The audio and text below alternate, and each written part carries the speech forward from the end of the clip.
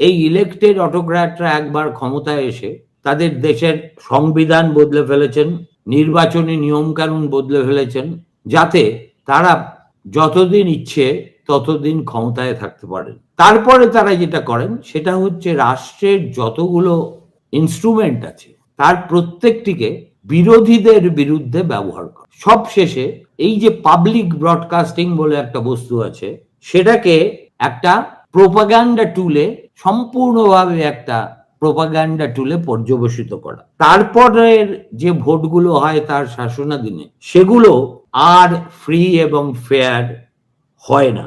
বিরোধীদের চূড়ান্তভাবে হ্যারাস করা হয়, ব্যালটের এদিক সেদিক ঘটে, গায়ের জোরে পেশি দিয়ে, পুলিশ দিয়ে জনমতের যেটা প্রতিফলন হওয়া উচিত ছিল সেটা আটকে দেওয়া যায়। যেসব এলাকায় বিরোধীদের দাপট, সেখানে আগে থেকেই ভয় এর বাতাবরণ সৃষ্টি করে তারা যাতে ভোটের দিন না বেরোন তার ব্যবস্থা করা হয়। এবং এতৎসত্ত্বেও দেখা যায় জনতার মধ্যে 40 থেকে 60% এই ধরনের নেতাকে পছন্দ করে আসছে।